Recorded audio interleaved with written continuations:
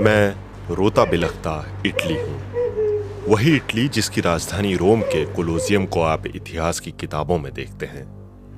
वही इटली जहां पीसा की झुकी मीनार है, जहां से पास्ता और पिज्जा आता है। लेकिन आज मैं कोरोना वायरस के चलते विलाप करने वाला देश हूं। आए दिन मैं अपने बच्चों को मरते हुए देख रहा हूं। कभी 400, कभी 500, 600 तो कभी 700 से ज्यादा। फिलहाल गमगीन रुआं से चेहरे और ऐसे ताबूत ही मेरी पहचान है। कोरोना वायरस ऐसा फैल चुका है कि मेरे डॉक्टर घबराने लगे हैं। लगातार युद्ध स्तर पर इलाज करने के बावजूद सांस के लिए छटपटाते लोगों की बाढ़ उमड़ती आ रही है।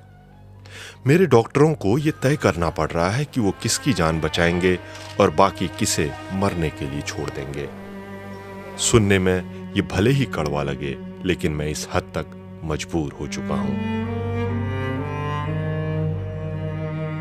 31 जनवरी को रोम में कोरोना वायरस के 2 केस सामने आने के बाद मैं चीन के साथ फ्लाइट सस्पेंड करने वाला पहला यूरोपीय देश बना। मैं वही इटली हूं जिसने यूरोप में सबसे पहले नेशनल इमरजेंसी लागू की। 23 फरवरी तक मेरे यहां कोरोना वायरस के 150 मामले थे और मेरा कोई नागरिक नहीं मारा गया था।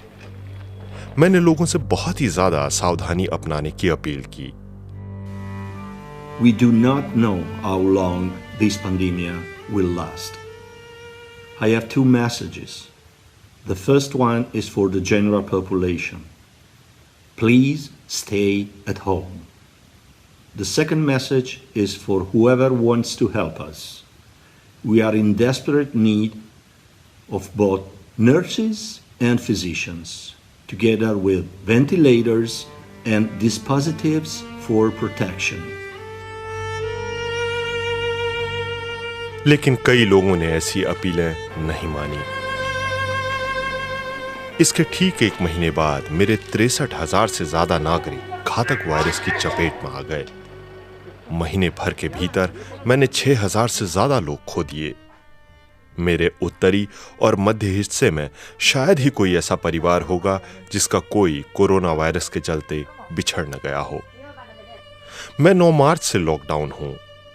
तब मेरे यहां कोरोना वायरस के 9,172 केस थे। आज ये 63,000 से ज्यादा हैं। मैंने यूरोप में सबसे पहले कड़े कदम उठाए, फिर भी मेरी ये हालत है। इंसानी बुद्धि जो कुछ कर सकती है मैं वो कर रहा हूं, लेकिन फिर भी ये शोक और संघर्ष खत्म नहीं हो रहा। मैं जानता हूं कि दुनिया के दूसरे देश भी मेरी राह पर हैं। मैं अपनी कपकपी जबान से यही कहूंगा कि रुक जाइए, संभल जाइए, वरना बहुत देर हो जाएगी। बस मैं यही कहना चाहता था। जिंदगी रही तो फिर मिलेंगे।